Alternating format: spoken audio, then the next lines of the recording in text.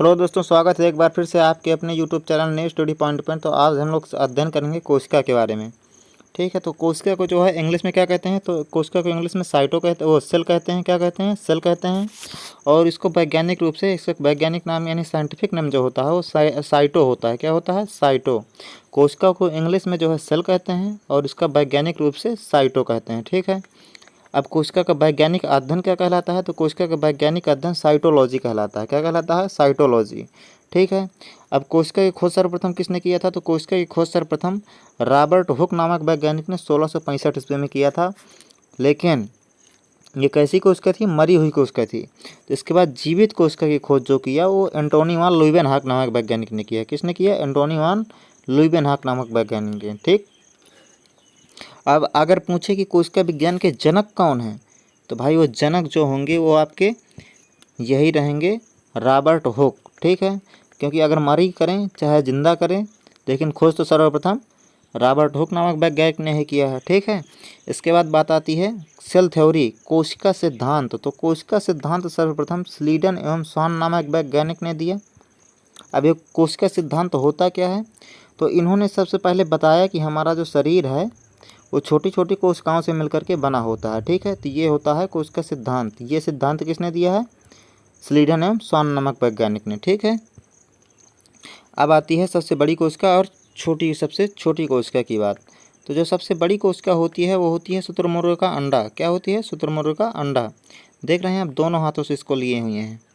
ठीक है, और सबसे छोटी कोशिका जो होती है वो होती है माइकोप्लाज्मा की। काहे की होती है? माइकोप्लाज्मा की। इन्हें नग्न आँखों से नहीं देखा जा सकता और ये माइक्रोस्कोप लगा करके देखे जाते हैं। ठीक है, अब आती है मानव के अंदर। तो मानव के अंदर सबसे बड़ी कोशिका कौन सी है और सबसे छोटी कोशिका कौन सी है? ओवरऑल में तो हो गई शुतुरमुर्ग का अंडा और माइकोप्लाज्मा। ओवरऑल में कौन कौन सी हो गई? सबसे बड़ी कोशिका हो गई शुतुरमुर्ग का अंडा और सबसे छोटी कोशिका हो गई माइकोप्लाज्मा। अब मानव के अंदर देखें तो मानव के अंदर सबसे बड़ी जो होती है कोशिका वो होती है फीमेल का अंडाणु। क्या होता है? फीमेल का अंडाणु। और सबसे छोटी कोशिका जो होती है वो होती है मेल का स्पर्म। क्या होती है? मेल का स्पर्म। ये तो हो गई सबसे बड़ी कोशिका और ये हो गई सबसे छोटी कोशिका। लेकिन अब बात आती है सबसे लंबी कोशिका। बहुत सारे लोग जो है लंबी कोशिका और बड़ी कोशिका में अंतर नहीं समझ पाते।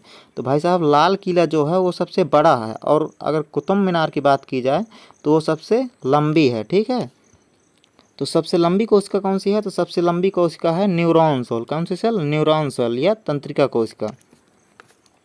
इसमें क्या होता है कि विभाजन नहीं होता है। और ये पाई कहाँ पर जाती है? तो ये मस्तिष्क के अंदर पाई जाती है। इसकी संरचना कुछ इस प्रकार से होती है। ठीक,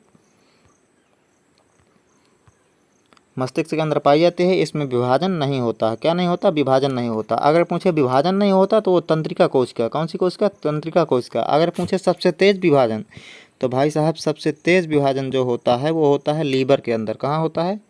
लीवर के अंदर। लीवर के अंदर सबसे तेज विभाजन होता है। ठीक,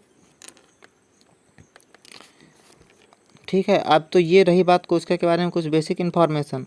अब ये कोशिका जो है, जिस प्रकार कुछ ईंट मिल करके भाई साहब दीवार तो खड़ी कर सकते हैं और उस दीवार में भी छप्पर ऊपर डाल करके जो है रहा जा सकता है, घर के टाइप बनाया जा सकता है। ठीक इसी प्रकार कुछ जो है जंतु एक कोशिकीय होते हैं, एक कोशिका के सहारे ही अपना जीवन यापन करते रहते हैं, जैसे अमीबा। क्या? अमीबा। ठीक है, तो ये जो है यानी कि डेवलप जंतु का जो निर्माण होता है तो ये छोटी छोटी कोशिकाओं से मिलकर के होता है। ये छोटी छोटी कोशिकाएं मिलकर के एक ऊतक बनाती हैं। ये ऊतक मिलकर के अंग बनाते हैं।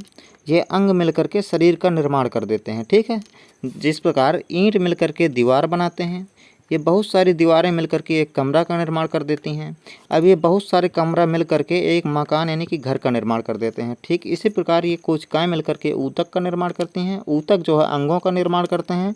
अंग एक शरीर का निर्माण कर देते हैं। ठीक है, ये तो हो गई कोशिका के बारे में कुछ बेसिक इन्फॉर्मेशन। ठीक, अब जो है कोशिका के बारे में थोड़ा सा जान लेते हैं। तो कोशिका के अंदर जो है बहुत सारे जो है कोशिकांग पाए जाते हैं, लेकिन सबसे मुख्य जो होता है वो होता है न्यूक्लियस यानी कि केंद्रक होता है। ठीक है, अब इस केंद्रक के चारों तरफ यानी कि केंद्रक के अलावा जो है इसमें अन्य कोशिकांग पाए जाते हैं, जैसे माइटोकॉन्ड्रिया हो गया, राइबोसोम हो गया, लाइसोसोम हो गया, एंडोप्लाज्मिक रेटिकुलम हो गया, और इसके अलावा सेंट्रोसोम हो गया, क्या हुआ, सेंट्रोसोम हो गया, और आपको हो गया गोल्जी बॉडी।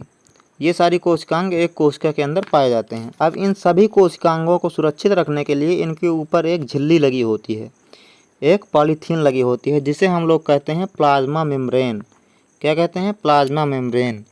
अब ये प्लाज्मा मेम्ब्रेन बनी काहे की होती है, तो ये प्लाज्मा मेम्ब्रेन एक कोशिका झिल्ली या सेल मेम्ब्रेन ये प्रोटीन की बनी होती है, और ये केवल एनिमल सेल में यानी जंतु कोशिका में पाई जाती है। कहाँ पाई जाती है, केवल एनिमल सेल में पाई जाती है, एनिमल सेल में पाई जाती है। ठीक, जंतु कोशिका में केवल ये पाई जाती है, एनिमल सेल में।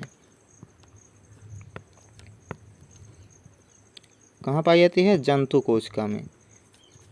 ठीक, अब पौधों की कोशिकाओं में यानी कि प्लांट सेल में ये बहुत बड़ी कोशिकाएं होती हैं, तो उनके ऊपर जो है एक और परत पाई जाती है, जिसको हम लोग कहते हैं कोशिका भित्ति। इस परत के ऊपर एक और परत पाई जाती है पौधों की कोशिकाओं में, जिसे हम लोग कहते हैं कोशिका भित्ति।